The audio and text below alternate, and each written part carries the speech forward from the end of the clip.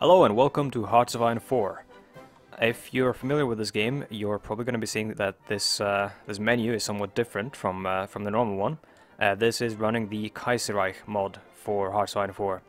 It is an alternate history mod, as you might be able to tell from all of the sort of paraphernalia from this alternate world that is scattered all over here. Mostly like propaganda posters and such. But you've got this poster here, Romanian, I believe, and you've got. This might be, I believe this is Chinese, maybe, which the flag there is, I'm not sure if that is a Chinese flag or from one of the many states in China, this alternate world, or if that is a German-Chinese sort of puppet state flag. You can see here, from this huge poster here, you might be able to tell that the world is quite different in around World War II here. Germany won the war is essentially like the beginning point for the divergence of this world, this timeline here. This is the Messerschmitt ME262, the Schwalbe, the Swallow. That is not in the game in the beginning. Don't like this propaganda poster. I'm guessing is like further into a hypothetical World War II in this world. But the flag is very much the flag of Germany at this time. It is the imperial, like the German imperial flag, because in this time period, the German Empire was not dismantled, and I should say the emperor's powers and such were not like made symbolic, and he was not made like a figurehead of a more democratic republic type state. So. You might also be able to tell here that on the left side of the screen, because the right side you've got a lot of populist and monarchist things going on. You got Huey Long here, a candidate for presidency in this period, I believe, who I believe was shot, but I'm not quite sure in real life. I mean. And then, yeah, on the left side here, you've got all this, well, you can see the common theme of red. Communism, and the way that it exists in our world, doesn't exist in Kaiserreich. Instead, since the revolution didn't originate in a fairly poorly industrialized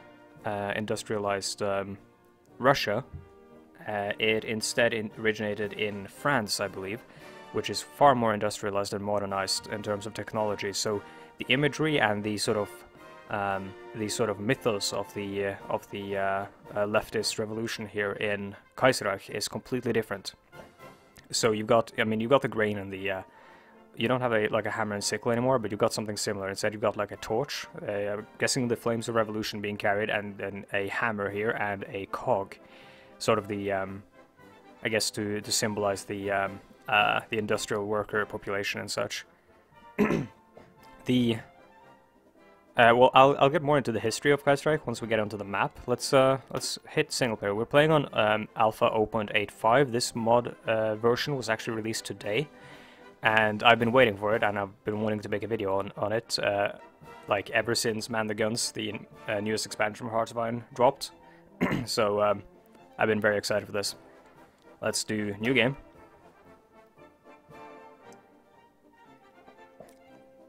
Oh yeah, so here we can see the suggested, I suppose, nations and their leaders. Obviously, we no longer have Adolf Hitler at the helm of Germany. We have Kaiser Wilhelm II, the Reisekaiser, who traveled all over the world and such. We've got I don't know who this character is, but we've got here the Commune of France, the sort of the birthplace of the revolution in this world, and you've got the Union of Britain, who also fell to this this leftist sort of well, fell is probably a loaded term. This was transformed by this leftist revolution that spread.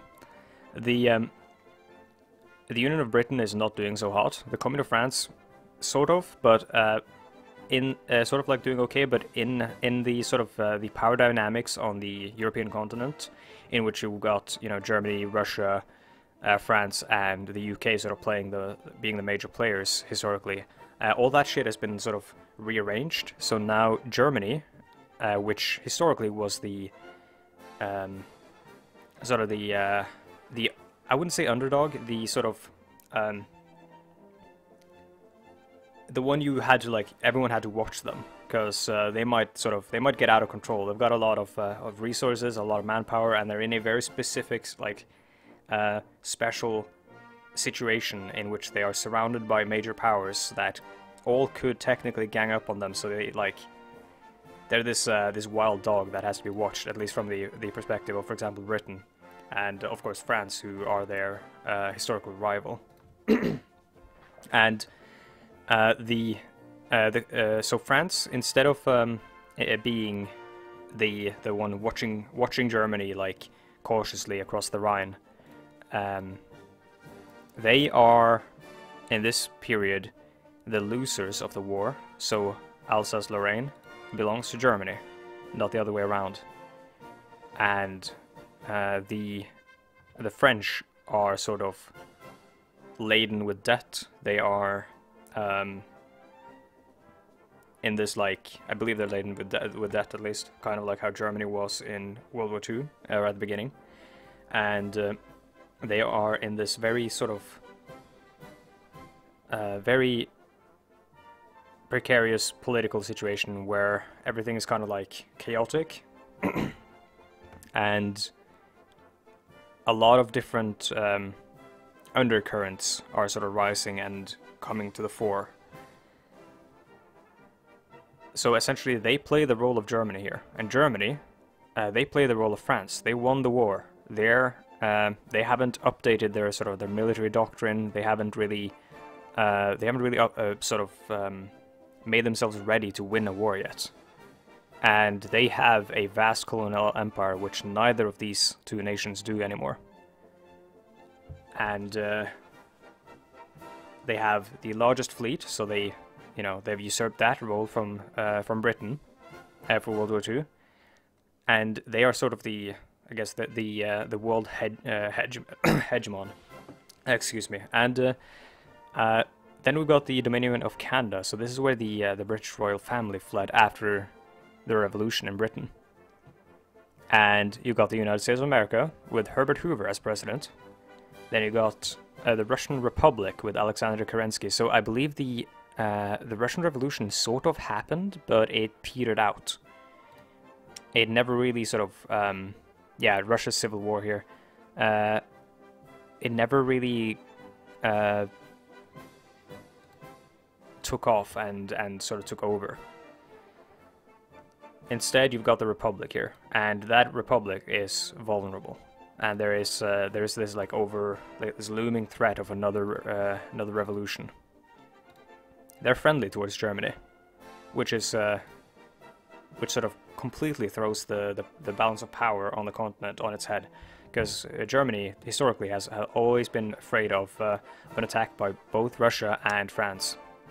And in this case, they're friendly towards Russia, for as long as that lasts, for as long as he lasts, and they're all, like, watchful about France, sort of watching over them, watching them from a distance across the Rhine. But Japan here, which is actually, surprisingly, with the United States of America, completely opposite to history. They are very democratic, or essentially they are set on a path towards democracy. Here you got the, like, a social conservative party in power. And the emperor, while still being the emperor, does not necessarily have all the power that he, he might not have had that much power in real life. But he doesn't make that much, he doesn't make all the policy decisions. The politicians make the decisions, and then he signs off on them. At least that is my understanding of it. Kind of like a representative, a constitutional monarchy, kind of.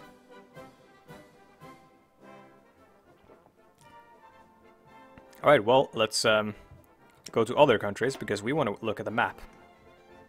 So let's see here. We've got Germany here, and you can see this, German East Asia, with Helmut von Mucke in charge. You've got the So I believe this is the Allgemeine Ostasiatische Gesellschaft, something like that.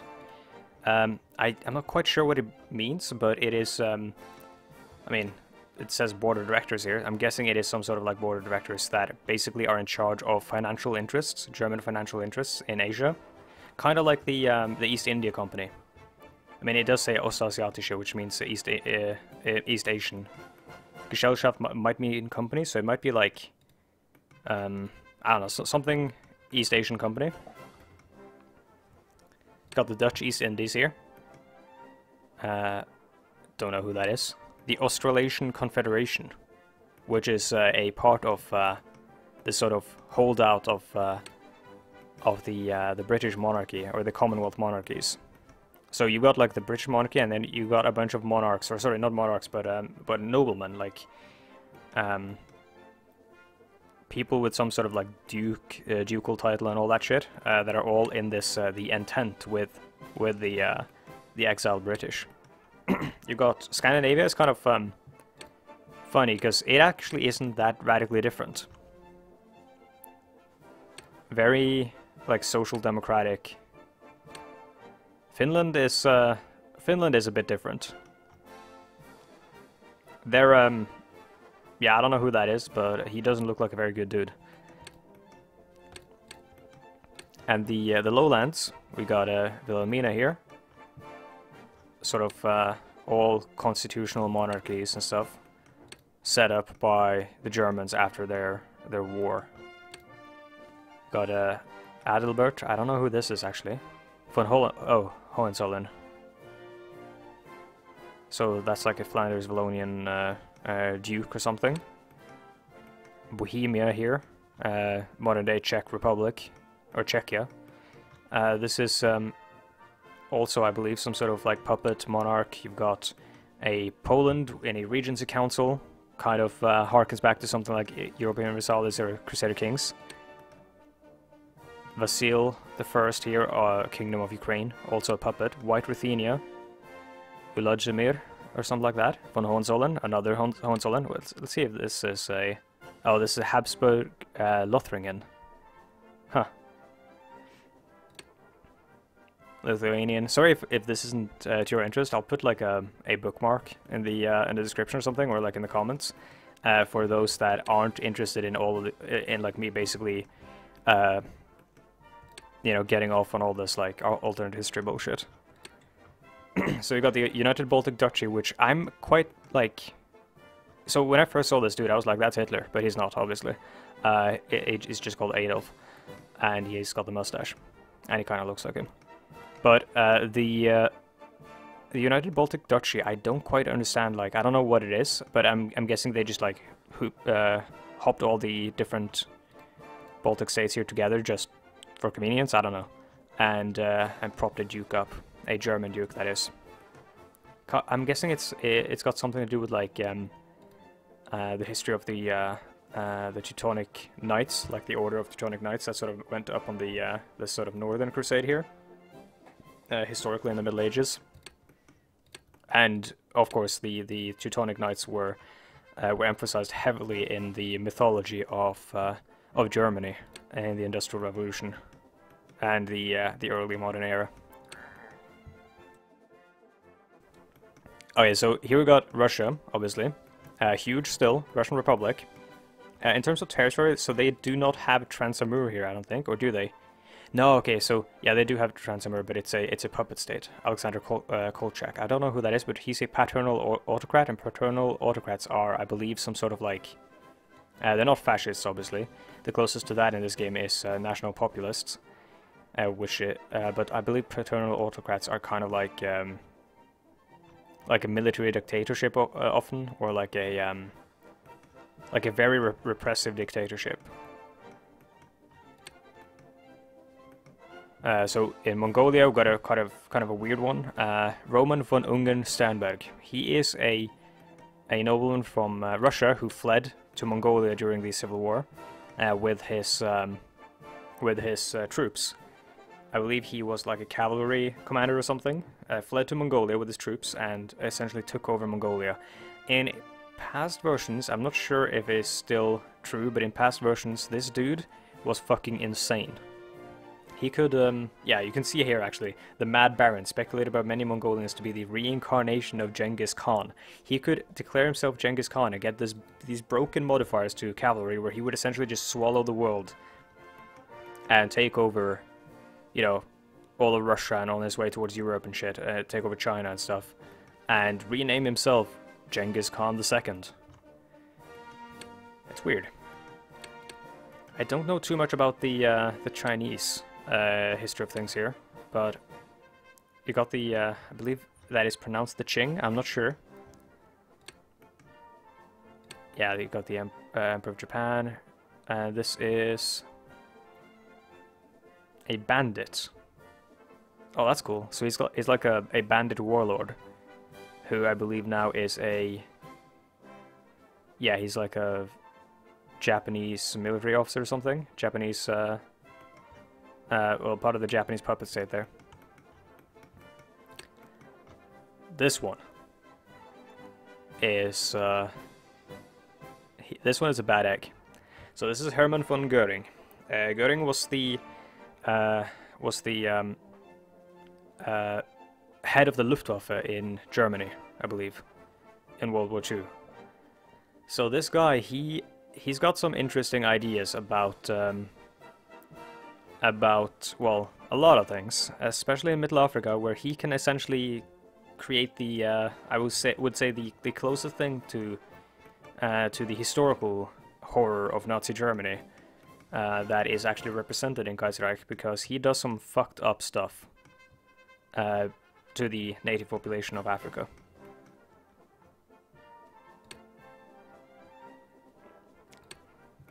Don't know much about the Portuguese.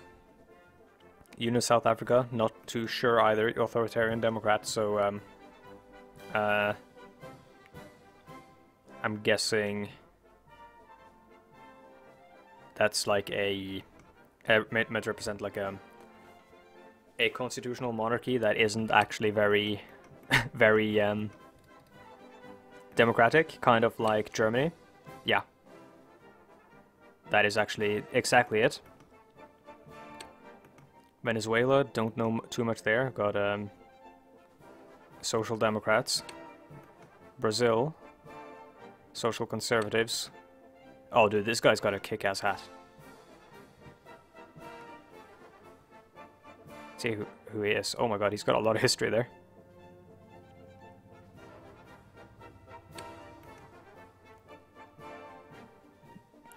Okay, that German Bush Becerra. Yeah. So there's some strange ones here. Oh, I actually haven't seen this one before. Patagonian Workers Front. What the fuck? So is this a hold on. Yeah, there's like a demilitarized zone in Argentina.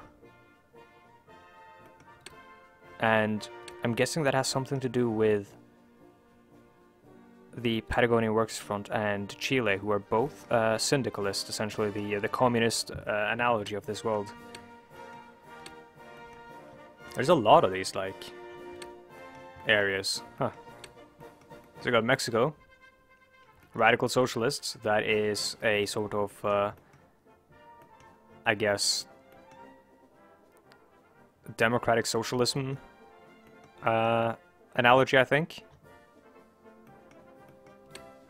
United States of America, of course. These guys are gonna have, they're gonna have it rough in the next few years. Kingdom of Spain, Communist France, Communist, well, the Syndicalist Britain, Ireland, Michael Collins. They have some very interesting like focus decisions and stuff. Their focus tree is insane. The Ottomans, referred to as the sick dog of Europe, which is kind of a weird thing to call them. Like, I don't quite agree with that moniker. Sort of like, or for us to use it, it's kind of, I don't know. It's strange. It's sort of rooted in all the Eurocentrism of the Europeans who actually use that moniker, and by those who then refer to it later, I feel it sort of becomes kind of like something you say because of the benefit of hindsight. Like you refer to the Ottoman Empire as like the sick dog of Europe specifically because you know how it went. I mean, they were still a formidable nation in the period of World War One, and here in World War Two they still are, because the Arab revolt didn't really completely destroy them. It didn't tear them apart the way it did in history, and you didn't have France and Britain sort of carving up their territories. So they still exist, which also means that Palestine, Israel, all that stuff. The Sykes-Picot something agreement never happened. So the Levant was never like sort of carved up. Got Suez controlled by the German Empire there. And Egypt, I'm not quite sure what their deal is, but their leader doesn't have much of a description. I think, yeah, these guys have some interesting stuff going on. So these are this is Saudi Arabia essentially, Abdulaziz ibn Saud. So this is like this is where the Arab revolt is going to happen. I mean, if it does happen, there's a lot of divergence for every game of Kaiserreich, honestly. Oh, and here we got the Austrian Empire with their leader, Blessed Karl. He is widely regarded as the most wholesome leader in the Kaiserreich universe by fans. It's mostly because I think he has like a lot of very like Jesus-esque ideas, like very Christian values regarding like helping people, and in Kaiserreich he tries to sort of create this this nation of all peoples where all peoples are equal, in a period historically where that is kind of insane, at least for us. World War II, having a major European player basically being like, let's all be friends. So here we've got Italy, also known as Garibaldi's nightmare, Socialist Republic of Italy, led by Palmiro Togliatti. The two Sicilies, led by a monarch, it seems. It could... I'm not quite sure, but so we've got we've got those, and then we've got the Italian Republic here. I'm not very like versed in Italian history, honestly. Got Pope Pius, who I believe, I'm not actually sure who the real Pope during World War II was, but the papacy does get a lot of interesting focus trees and events leading to different popes and stuff. And this is, it looks like a plant by the Germans, cousin of Victor Emmanuel, the disgraced. Oh, so Victor Emmanuel was the king of Italy, Victor Emmanuel II, I believe. Italian Federation established by the Treaty of Rome, huh.